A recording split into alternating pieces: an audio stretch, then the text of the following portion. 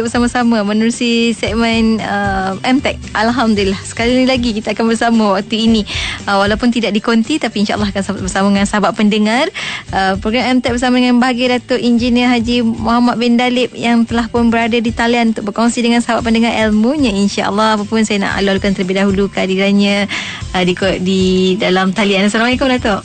Waalaikumsalam. Apa khabar ni? Baik, Alhamdulillah. Sihat Datuk minggu depan cuti panjang Ya. Alhamdulillah. So sekarang salam satu Malaysia.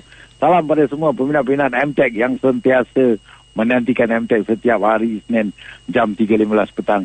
Walau bagaimanapun kita cuba yang terbaik Ya, insyaAllah. Sekarang kita ke udara melalui talian dari tingkat 4 bangunan MOT Putrajaya terus ke IKIM di Jalan Duta.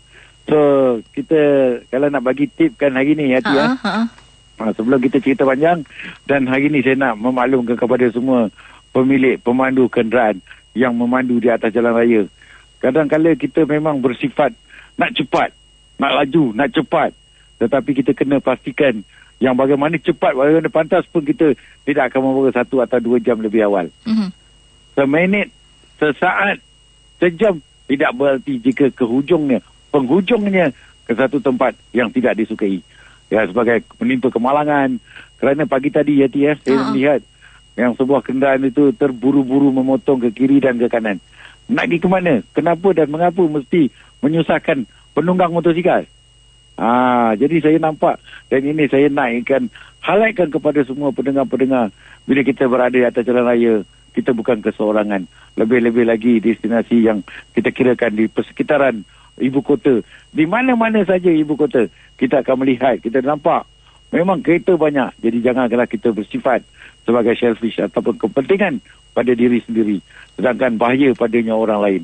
Jadi kalau baru saja ceramah yang diberikan oleh Ustaz yang katakan bila kita melakukan sesuatu kesilapan di atas jalan raya atau kita melalui kekecoyan di atas jalan raya, penyebab dia adalah kita. Ia adalah satu dosa. Betul. Bukan saya yang cakap, Ustaz yang kata. Jadi jangan pentingkan diri sendiri, Datuk Yes. Jadi saya perhatikan semakin hari semakin ramai, dan saya nak maklumkan, saya nak katakan hampir setiap hari saya menunggang motosikal. Bila saya menunggang, saya akan dapat melihat terang dan jelas pemandu menaip SMS, pemandu bercakap dengan handphone, walaupun telah berkata berkali-kali undang-undang menyebut hanya handfree saja dibenarkan. Bila handfree, janganlah mengabaikan undang-undang. Dia pun juga ada salah satu akan mengambilkan kecelakaan. Itu belum lagi Datuk ni, sebabkan jam tengok ni YouTube Datuk sempat. Allah. Itulah dia. Dan sebenarnya handphone ini direka dan dicipta untuk memudahkan manusia untuk berhubung, merapatkan silaturahim, untuk mencari, untuk mendapatkan pertegasan dengan pantas. Kerana ia berada di dalam kocek kita, di tangan kita, di dalam beg kita. Tetapi hari ini manusia menggunakan handphone ini membuatkan satu penyebab kemalangan. Sambil memandu, menaip SMS. Sambil memandu, bercakap dengan handphone. Salah guna, salah tempat. Kecelakaan yang diterima. Jadi kita sama-sama sebagai pengguna jalan raya yang memandu, yang menunggang. Kalau nak cerita Yati pasal menunggang, selit, selah helmet tu. Nak bercakap dengan handphone. Saya percaya orang yang mendengar dia di sana memang kurang pedaran kerana angin bertiup lebih kuat lagi pada suara. Betul. Dengan angin je, suara tak ada. Dengan angin saja, suara tak ada. Jadi oleh itu, pemandu dan penunggang, jangan buatkanlah handphone ini sebagai penyebab kecelakaan. Dan dia direka, dicipta untuk memudahkan insan untuk melakukan apa-apa. Tetapi janganlah penyebab dia kecelakaan sepanjang hayat. Oh, na'udzubillah. Itulah kan, nak buat benda betul, benda yang baik kena gunakan dalam tempat yang betul, Datuk kan? Betul. Dan Datuk, bila cakap tentang benda baik kena guna tempat yang betul ni, Datuk, ada soalan-soalan juga daripada sahabat-sahabat pendengar kita yang mungkin boleh Datuk kongsikan jawapan-jawapannya, Datuk. Sebab nak cerita tentang pengubahsuaian kenderaan, Datuk Kalau boleh, antara salah satu soalan lah yang tanyakan minggu lalu daripada sahabat kita, Zulkifli Yusof tanya, kalau motosikal lah, selalu kita dengar pengubahsuaian kenderaan pacuan 4 roda ataupun ni lah kenderaan kereta dan sebagainya, Datuk. Kali ni motosikal, Datuk. Motosikal jenis Honda Cup C70.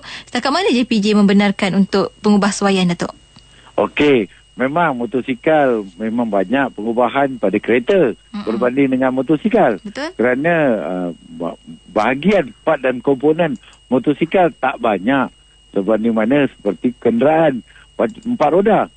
Ya, dan kita benarkan pengubahsuaian kepada motosikal. Bukan kita tak benar.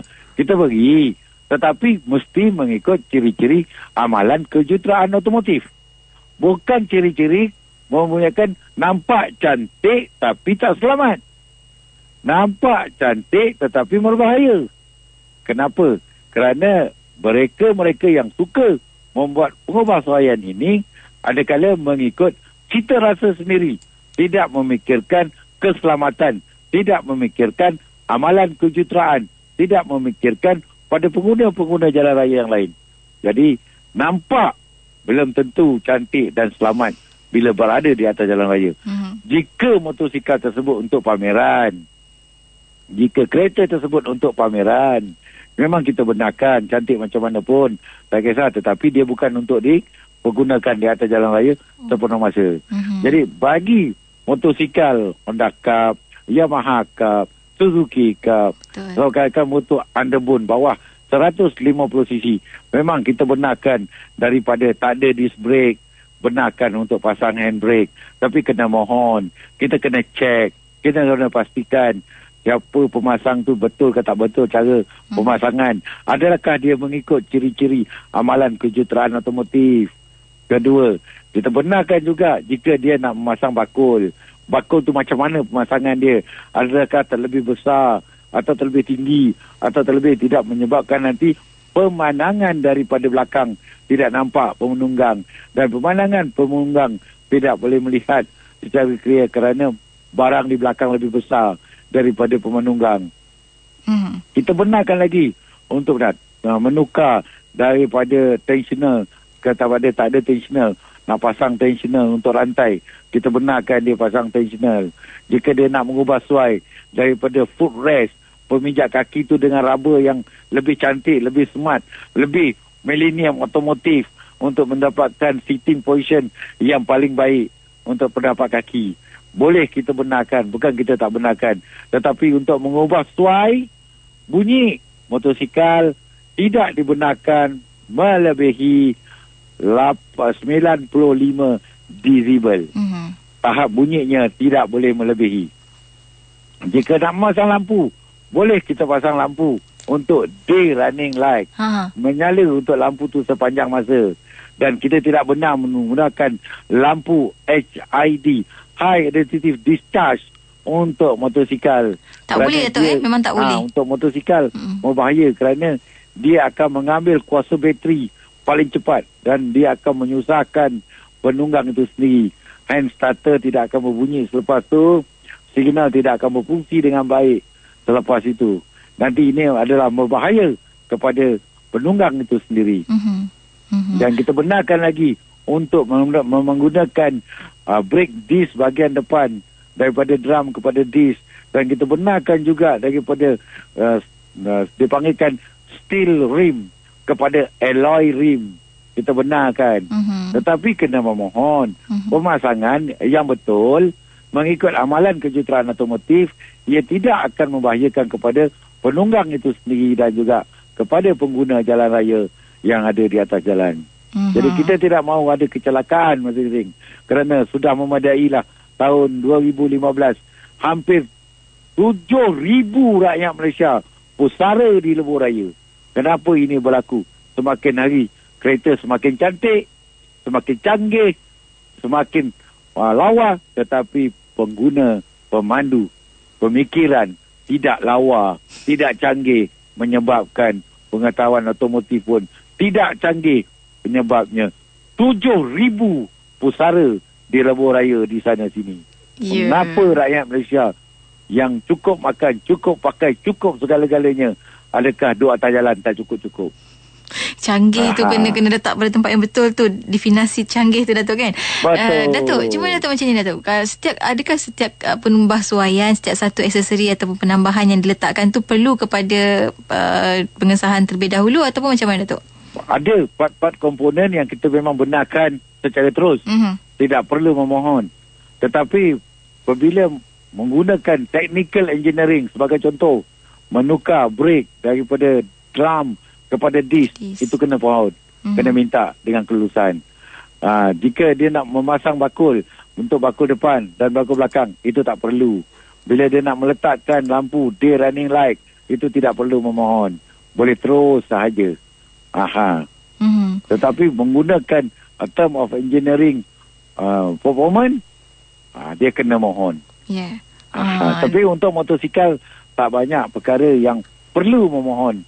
Kebanyakannya semua tak perlu mohon. Sebagai contoh, menukar rim daripada steel rim kepada alloy rim, itu tak perlu memohon. Kerana standard tu dah betul. Datuk sambungan lagi ni. Sunan Musafir tanya Datuk, dia kata sebelum ni JPJ ada keluarkan kenyataan akan menyita ataupun saman motosikal yang ada rim yang guna rim alloy, sedangkan bila beli motor tu rim tersebut memang dah ada kat motor tu. Macam mana tu Datuk? Tidak. Tadi cerita memang kita benarkan untuk teknikal, tetapi bukanlah rim yang kita bagi 4.5 dengan 2.75, tetapi dia pergi pasang rim kereta. Tukar fork, tukar exhaust. Jadi rim kereta kat belakang, rim tayar motor nakap kat depan. Ada. Saya dah jumpa. Lepas tu, tayar depan jarak dengan tayar belakang hampir 3 meter. Dia punya bangku tempat duduk boleh duduk dekat 5 ke 6 orang.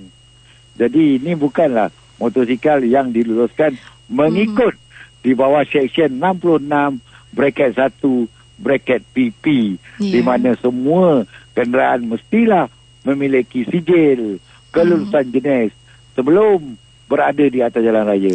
Spesifikasi tu kena diluluskan terlebih dahulu Datuk ya. Betul. Dan soalan lagi daripada Siti Ruzilah Hamzah Datuk, dia kata mohon pencerahan pada Datuk, mana perlu kita ikut ataupun terbaiklah ya untuk buat servis kereta, ikut tarikh ditetapkan ataupun jumlah kilometer yang telah kita lalui? Yes, betul. Memanglah saya syorkan kepada rakyat Malaysia untuk negara kita, kerana negara kita tidak ada saji, tidak ada musim winter. Itulah sebabnya kita kena ikut peraturan yang paling baik adalah hitungan kilometer. Kerana hitungan kilometer, dia akan jarak sebanyak untuk mineral 5,000, semi-sintetik 10,000, puli sintetik 15,000. Plus minus bermakna kita boleh terlebih, kekurang kita akan rugi, terlebih tak lebih daripada 1,000 kilometer. Jadi kalau kita statik, kita berhenti, kilometer tu tidak bergerak, kilometer tidak berjalan, tetapi enjin kita bergerak. Kalau kita hitungkan pun, dia tidak akan pergi sampai 1,000 kilometer hitungan setiap kali statik kita berhenti hidupkan enjin. Kita tidak boleh duduk dalam kereta ya Yati ya, melebihi daripada 1 jam. Kalau kita hidupkan enjin, lebih daripada 1 jam, enjin kita tidak akan mencapai mid-range power dan power band. Ia akan risiko kepada ECU program. Dia idling speed terlalu lama, kerana setiap kali touching needles kepada 85, 90 degree Celsius temperature, fan akan mula kerja kuat. Kan nak sejukkan water ataupun sejukkan cair atau cooling system kepada enjin tersebut. Ia akan menyebabkan fan akan terus bekerja, tetapi enjin tidak bergerak dengan statik sahaja. Ini akan rugi kepada kita. Yang kedua, bila kita statik lebih daripada setengah jam, kita ada tak kebocoran kepada kenderaan kita? Jadi kalau kita tahu confirm 100% memang elok, tak ada masalah. Jika ada kebocoran, kita telah menghidu atau bernafas di dalam carbon dioxide yang bersama-sama dengan gas aircon system yang ada di dalam kenderaan kita. Bahayanya di sini, bagi kanak-kanak yang di bawah umur 7 tahun, dia mula sesak nafas bila dia mengambil nafas di dalam kenderaan. Bila kenderaan ini melebihi setengah jam statik, dia tidak akan memberikan ruang udara. Kecuali Kecuali ini memang suka kacau lah. Kecuali kita turunkan sekurang-kurangnya 1 inci tingkap kita untuk menukarkan gas dalam kabin dengan gas luar. Yang mana gas dalam kabin bila setengah jam pressure akan jadi tinggi, luar akan jadi rendah. Apabila turunkan tingkap setengah inci atau 1 inci, pressure yang tinggi ini akan transferkan semua pressure keluar. Jadi gas-gas yang ada di dalam kabin akan terus keluar daripada dalam kenderaan. Ini akan memberikan keselamatan itu kepada penghuni-penghuni dalam kabin kenderaan. Ya, itu belum cerita lagi Datuk, kalau nak mengisi minyak di pump station dan ada anak-anak dalam kenderaan, macam mana cara terbaik nak tinggalkan tu Datuk? Memanglah, itu memang kerap kali mungkin ini dah jadi style rakyat Malaysia. Sebenarnya apabila sistem yang betul ataupun cara yang betul untuk kita berhenti di stesen untuk taruh minyak, nombor 1, enjin mesti mau mati, tak boleh hidup, kerana kita akan buka kita punya fuel tank cap. Penutup petrol tank ini, bila kita buka dia ada pressure. Bila kita buka ada pressure, lebihan nozzle ni tadi dia akan menitikkan cecair petrol. Kemungkinan besar jika enjin kita hidup, kita adalah dipanggilkan elektron berfungsi. Dengan titisan yang pertama tadi, sebelum kita corongkan masuk ke dalam fuel tank, dia akan disambah oleh pressure dan tekanan tinggi, menyebabkan spark boleh berlaku dan mudah terbakar. Itu sebab apabila sampai petrol station, kita confirm nak taruh minyak, kita kena matikan enjin. Bukan kita hidup enjin. Yang kedua, penumpang-penumpang yang ada dekat dalam, jika enjin kita hidup, kita taruh petrol, dia akan mengeluarkan bau masuk hingga ke dalam kenderaan, menyebabkan penumpang dan sekejap lagi kita yang duduk dalam kereta boleh terbau petrol. Mabuk ini petrol akan nanti. Menyebabkan kerana petrol tersebut mengandungi sulfan, sulfan yang kita sedut sebenarnya. Jadi tak bagus. Sebaik-baiknya matikan enjin, tingkap kita turunkan sedikit dan kita mulalah pengisian. Apabila habis pengisian RM20 ke RM50 ke full tank ke, tak kisahlah, janji kita dah habiskan. Di hujung-hujung itu nozzle jangan diketuk pada mulut tangki petrol tersebut. Yang ada style ni ketuk tong tong tong tong, setitik itu dapat ke pergi 10 km atau 5 km. Tetapi yang setitik itulah menyebabkan spark ataupun retikan bunga api, menyebabkan meletup atau kebakaran berlaku. Jadi janganlah disebabkan setitik petrol yang di hujung-hujung kita taruh tu, kita nak ketuk tong tong tong tong, nak jatuhkan semua petrol ke dalam tangki kita. Itu sebenarnya salah. Setitik sangat berharga katanya Datuk. Bukan. Itu setitik menyebabkan kecelakaan. Allah. Jangan mengundang. Kalau di petrol station meletup sebuah kereta, dengan stesen sekali akan meletup. Tetapi alhamdulillah lah, untuk negara kita ini belum pernah berlaku perkara sedemikian, tetapi pernah berlaku kereta meletup akibat kecuaian manusia. Tetapi dia melibatkan pada kereta individu itu saja, tidak melibatkan stesen. Walaupun terbakar di stesen, kerana ramai penjaga pengguna di sana memberikan bantuan untuk keselamatan bersama lah. Ya, betul. Alhamdulillah. Dan satu lagi Datuk, soalan daripada Suhana Fiza ni Datuk. Ini tentang minyak minyak lubricant pelincir. Katanya kata, apa kesan enjin kalau kita downgrade minyak fully ke semi sintetik Datuk? Memang lah. Saya pernah ajarkan sebelum ini, kita pernah memaklumkan viscosity setiap minyak tidak serupa. tidak sama. Oleh itu, jika kita menggunakan minyak mineral, paling baik, paling bagus, paling sesuai, minyak mineral satu jenama. Apabila kenderaan kita telah melebihi daripada 150,000 ataupun lebih kurang 7 tahun, dan kita tukarkanlah kepada minyak semi-sintetik kepada jenama yang baru. Dan kita tangguh sehingga usia kereta 10 ataupun 12 tahun dan 12 tahun ke atas, kita tukar kepada jenama polisintetik. Jika tidak, kita boleh gunakan minyak mineral dari mula sehingga hari ini. Jadi kalau kereta tu dah 20 tahun pun, kita boleh mampu lagi untuk menjaga dengan minyak mineral. Kerana kita selalu cek, kita selalu perhatikan ada kebocoran atau kita selalu buat servicing. Jadi kereta kita well maintained. Tak perlu kita tukar kepada minyak semi-sintetik atau polisintetik. Kerana minyak semi-sintetik nilainya hampir 100 lebih, polisintetik hampir 200 lebih ringgit. Jadi duit tersebut bagi pendapat saya boleh kita buat modal beli part-part and komponen seperti spark plug baru, seperti oil filter baru, air filter yang baru untuk kita mendapat menyelenggara enjin kita dengan lebih efisien dan lebih standard lagi.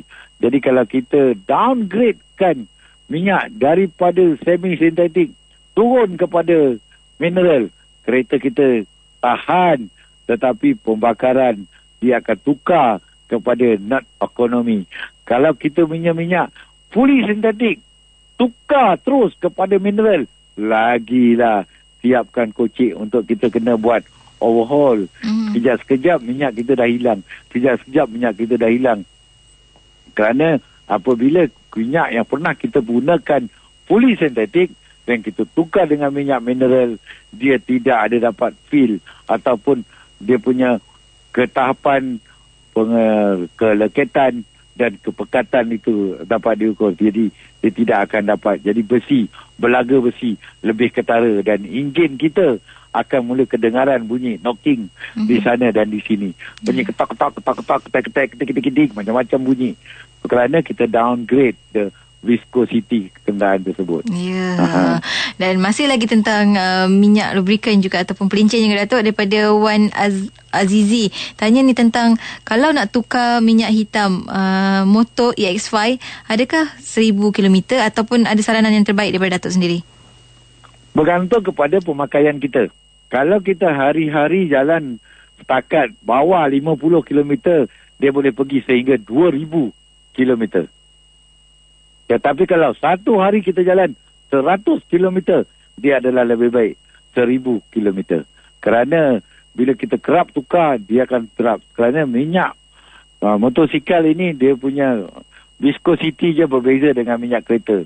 Tapi kalau nak disyorkan, gunakan minyak kereta untuk motosikal, jangan tersilap minyak. Kerana ada minyak-minyak, 1-2 model yang tak sesuai untuk motosikal berkuasa kecil. Jadi ke bawah 150 cc. Jadi hati-hati. Kalau bagi pendapat saya, gunakan minyak yang baik untuk motosikal yang di bawah 150 cc dan dia akan dapat menjangkau kilometer yang lebih daripada 1,000, iaitu 2,000. Yang terbaik. Itu dia dah bercakap tentang minyak-minyak ke motosikal, teringat minyak tuti pula Datuk. Ada kan? Ada. Betul. Tetapi sejak lagi pada setahun yang lalu, kita dah menetapkan kepada manufacturers yang mana pada tahun tahun 18 ini, Jabatan Alam Sekitar atau DOE telah mengeluarkan arahan di mana motosikal 2-stroke yang menggunakan minyak tuti ini tidak lagi dikeluarkan oleh mana-mana kilang di dalam Malaysia. Yang mana dah ada, itulah yang terpakai. Jadi mereka boleh pakai terus, tetapi kemungkinan satu hari nanti part and komponen untuk gantikan tuti itu mungkin lama, mungkin kurang, mungkin lama, mungkin berkurang. Kerana dia adalah pelepasan asap yang berlebihan. Jika ratio minyak tuti itu masuk berlebihan di dalam buang pembakaran, dia akan mengeluarkan asap berwarna putih serta bau yang pahit. Jadi bagi enjin motosikal 2-stroke ini berbanding dengan motosikal 4-stroke, terlalu berbeza, Yati. Ya. Yang 2-stroke ini combination upstroke combination downstroke. Upstroke adalah intake dan juga compression, di masa downstroke adalah power and exhaust stroke. Dipanggilkan port. So di tepi silinder dia ada port, dan port ini akan melalui masuk petrol dan juga minyak tuti, di mana dia memberikan kelegaan atau pelancaran piston bergerak turun ke atas dan ke bawah.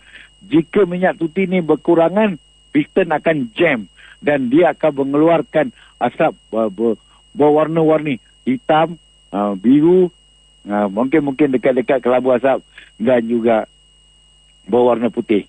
Oleh itu, bagi mereka yang menggunakan enjin 2T atau 2-stroke cycle, kena berhati-hati, jangan buat rosak, kerana kemungkinan sedikit masa lagi spare part akan susah dapat dicari lah. Kerana kita dah mula ketatkan pelepasan asap bagi semua kenderaan termasuk motosikal.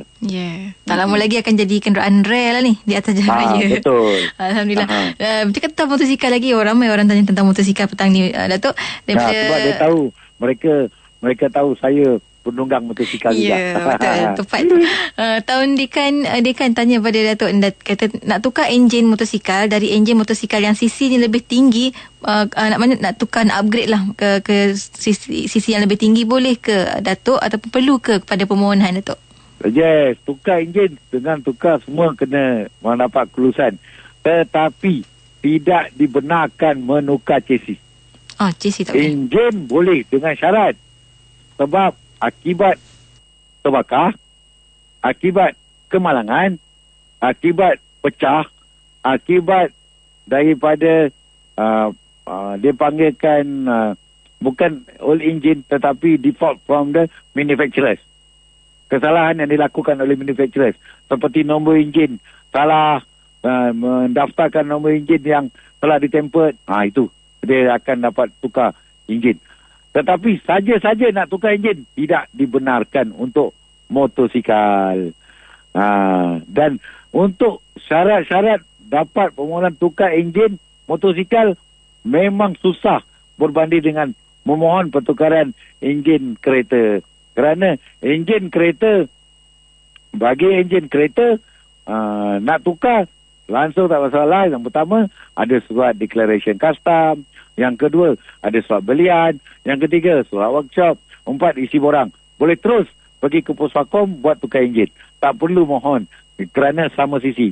Ataupun sisi dalam lingkungan 25%. Tetapi bagi motosikal, tidak. Dia kena mohon dulu. Layak tak layak untuk dipertimbangkan untuk mendapat permohonan tukar enjin motosikal. Dan selalunya kita tidak bagi kepada yang berubah sisi. Pada sisi yang sama saja kita benarkan. Kerana motosikal, jika dia jatuh, dia terbabas, chassis dia perlu di alignment. Jika silap, nanti penunggang akan mendapat kecelakaan paling mudah. Jadi ini kita tidak akan bertolak ansur lah, kerana keselamatan itu diutamakan. Betul. Kecuali kecuali lagi? Kecuali ni dia curi-curi tukar sendirilah. Yang itu tak berdaya lah. Kerana mengikut laporan yang sediakan lalu, siapa yang dengar TV atau dengar radio, yang berbahagia Datuk Seri Ismail Ahmad, Ketua Pengarah JPJ, mengumumkan seramai hampir 3.5 juta rakyat Malaysia yang menunggang, yang memandu tanpa lesen yang sah. Jadi kalau macam mana kita nak tangkap, pasal pemandu ada juta-juta ada atas jalan raya, kereta ada juta-juta ada atas jalan raya, pegawai penguatkuasa tak sampai pun 2,000 orang. Jadi inilah menunjukkan rasionya betapa mudah bagi mereka untuk terlepas daripada undang-undangan. Tapi kena ingat diri sendirilah untuk keselamatan, kan? Betul, tepat sekali. Dan nampaknya 30 minit tu sekejap je, Datuk. Itulah masa selalu cemburui kita walau bagaimanapun. Terima kasih kepada Yati yang boleh terima telefon daripada tingkat 4 Putrajaya sini. Dan terima kasih kepada semua yang ada di sana yang sedang bertugas. Dan terima kasih sekali lagi kepada semua pendengar-pendengar MTech pada setiap hari Isnin. Bye-bye. Assalamualaikum.